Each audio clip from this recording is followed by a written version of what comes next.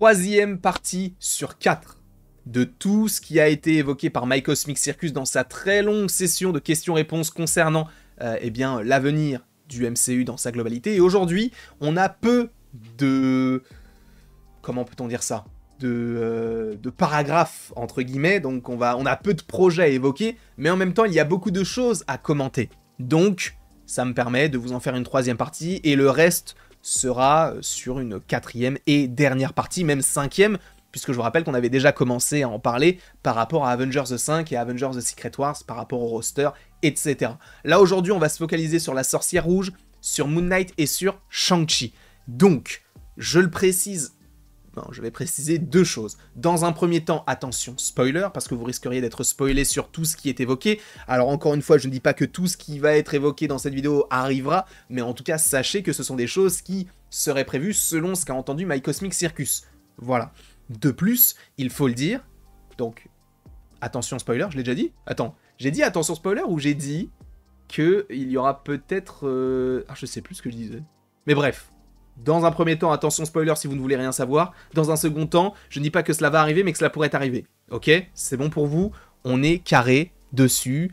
Parlons directement de Moon Knight, où on va avoir une première question assez intéressante, même deux premières questions plutôt intéressantes sur l'avenir de Moon Knight. Parce qu'il est vrai que Moon Knight, il a eu une saison 1 en mars-avril 2022, qui s'est terminée, je crois que c'était du 30 mars, oui, je crois que c'est ça, du 30 mars au 4 avril, je crois que le dernier épisode de Moon Knight est sorti le jour de la sortie de Doctor Strange in the Multiverse of Madness. Donc on avait bien mangé à ce moment-là.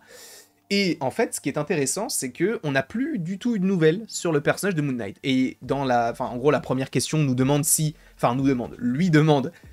il y a toujours un avenir pour le personnage, ou est-ce qu'ils vont développer le personnage comme ils l'ont fait malheureusement pour Hulk, avec ce laps de temps où il est devenu Smart Hulk entre Infinity War et Endgame, et est-ce qu'il y aura une saison 2 ? Alors, ce que nous précise My Cosmic Circus, c'est que normalement, il y a bel et bien une saison 2 à Moon Knight qui est prévue et qui devrait sortir avant les Midnight Suns. Les Midnight Suns qui, je pense, arrivera en 2027, donc... Je vais peut-être partir loin, mais si on sort un film en 2027, si on veut sortir un truc avant, on peut partir sur 2026.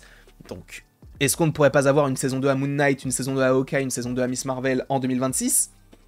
Peut-être, pourquoi pas, on verra tout ça, évidemment, en temps voulu. Et après, on te parle même d'un changement de décor, en te parlant de New York, parce que oui, normalement, on devrait se délocaliser. Pour l'instant, on est surtout en Angleterre, et je ne pense pas que Moon Knight va rester en Angleterre. C'est aussi un personnage qui a beaucoup erré du côté de New York. Donc ça serait assez intéressant de le mettre à cet endroit-là.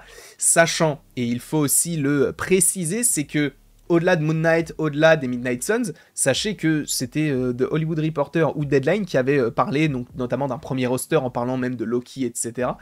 Où en fait, il avait été précisé que Moon Knight devrait faire partie de cette équipe.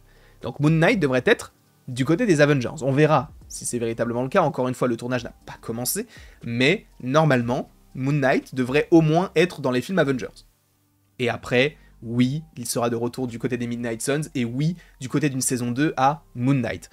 Peut-être qu'un jour ils feront même un film sur Moon Knight, on ne sait pas, ce sera assez intéressant parce qu'Oscar Isaac mérite même aussi d'avoir son propre projet solo en tant que personnage Marvel, parce qu'il a déjà joué plein de fois des personnages, mais il a joué Apocalypse, et bon, c'était un antagoniste, il a joué Spider-Man 2099, mais c'était de l'animation et il n'était pas forcément le personnage principal. Là, il est le personnage principal de sa série, ce serait assez intéressant qu'il soit le personnage principal de son film. Donc on verra tout ceci en temps voulu. En tout cas, Moon Knight, moi c'est un perso que j'attends énormément, puisque c'est mon personnage préféré de l'univers Marvel. Donc forcément, j'ai énormément d'attentes sur le perso. Ensuite, au-delà de Moon Knight, on te parle de Rio Vidal. Rio Vidal, vous allez comprendre pourquoi, qui normalement, je crois, est joué par Aubrey Plaza, si je ne dis pas de bêtises, dans la série Agatha. On te parle également de la Sorcière Rouge et d'Elizabeth Olsen. Et on a une première question. Il y a longtemps que tu as posté donc un cadeau, entre guillemets, un petit un peu pour saupoudrer, pour teaser un peu, avec les mots wakey wakey. Qu'est-ce que cela signifie ? Et du coup, il a dit « J'ai mis dans mes favoris le jour où j'ai entendu quelque chose d'intéressant à propos de la Sorcière Rouge. Je fais souvent ça pour garder une trace personnelle des dates auxquelles j'apprends des choses et aussi pour essayer de vous tenir au courant. Je ne peux pas encore révéler ce que je sais sur Wanda, mais je veux juste que vous sachiez que son histoire est loin d'être terminée, mais ça, on le savait déjà. puisque je vous rappelle que dans certains comics, Wanda est une mutante, et la manière dont elle a eu ses pouvoirs peut être similaire à la manière dont a récupéré aussi Miss Marvel ses pouvoirs, par rapport à une projection d'énergie. On avait déjà fait une vidéo par rapport à ceci. Donc est-ce qu'il partirait du principe que Wanda serait une mutante et que dans la Mutant Saga, on puisse avoir enfin son film? Je pense que oui, et je pense qu'on va fortement partir là-dessus. Ensuite, il y a donc une question, est-ce qu'Elizabeth Olsen incarnera un autre personnage du MCU en plus de Wanda Maximoff? Et il a juste répondu, question intéressante. Alors, ça veut tout et rien dire. Elizabeth Olsen qui n'a pas joué du côté du MCU depuis quand même pas mal de temps, puisque la dernière fois qu'on l'a vue c'était dans Doctor Strange in the Multiverse of Madness. Alors certaines personnes vont dire oui mais elle était dans What If, mais What If ils l'ont fait déjà il y a longtemps. Je pense même qu'ils l'ont fait avant Doctor Strange 2, à la limite, tu vois, enfin en tout cas pour les voix. Donc question intéressante, est-ce que vous voyez Elizabeth Olsen interpréter un autre perso? Est-ce qu'elle pourrait pas jouer... En fait, dans ce sens-là, peut-être qu'ils diront qu'elle va jouer un variant de Wanda, donc on pourrait voir plusieurs Wanda, ce qui a déjà été le cas encore une fois dans Doctor Strange in the Multiverse of Madness, donc encore une fois, ça, on verra. Et encore une fois, une dernière question, Rio Vidal est un personnage très fort, selon les sources du projet, Marvel a-t-il l'intention de faire évoluer le personnage? Est-il possible qu'Aubrey Plaza et Elizabeth Olsen se réunissent dans un projet Marvel? Et il a répondu, certainement. Bon, ça devrait arriver, supposément, je pense, encore une fois, dans le projet de Scarlet Witch, mais peut-être que lui n'a pas le droit de dire qu'il y a un projet en préparation, parce qu'il y a même des embargos du côté des scoopers, je le précise, hein, pour ceux qui ne le sauraient pas. Et on va terminer, et vous avez vu, ça vous tease peut-être le sujet de la prochaine vidéo, mais on va terminer avec Shang-Chi, Xia-Ling et les 10 anneaux. Que se passe-t-il à propos de Xia-Ling et les 10 anneaux remaniés? Je suppose qu'elle... et l'organisation des 10 anneaux reviendront dans Shang-Chi 2, mais avez-vous entendu parler de la suite de son histoire? Et il a répondu, j'ai entendu des choses intéressantes, même étant associé à Power Broker. Alors, peut-être que ce nom vous dit quelque chose, mais je n'ai aucune idée de la façon dont cela va se dérouler. Je vous rappelle quand même que Power Broker, c'est un personnage qui était présent dans The Falcon and the Winter Soldier, et on a appris que c'était donc une sorte de personnage un peu comme Big Brother, qui voyait tout, qui savait tout. Et en fait, on a compris que c'était tout simplement l'agent Carter, donc la nièce de Peggy, interprétée par Emily Van Camp, qui est là depuis longtemps. Mais c'est quoi son nom? C'est pas Peggy, c'est Carter, c'est... je sais plus comment elle s'appelle. Mais bref, en tout cas, c'est Emily Van Camp qui l'interprète depuis maintenant...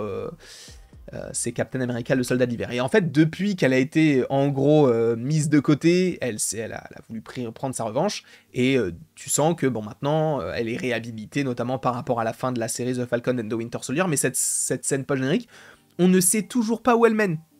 On ne sait pas ce qu'ils veulent faire avec ça. Donc, je me pose vraiment la question de, mais pourquoi? Tu veux faire quoi? Dis-nous! Et bah, on n'a pas de réponse. Donc, est-ce qu'il y aura, enfin, selon lui, une connexion? Oui, avec Power Broker, puisque je vous rappelle que Xia-Ling et les 10 anneaux, bon, a priori, c'est pas forcément une organisation qui est forcément très bienveillante, on va pas se mentir. Et là, avec cette nouvelle direction, on va voir comment ça va évoluer. Et du coup, Cryptic, alors je suppose que c'est peut-être Cryptic 4K, on n'en sait rien. Comment le MCU va-t-il explorer davantage Shang-Chi?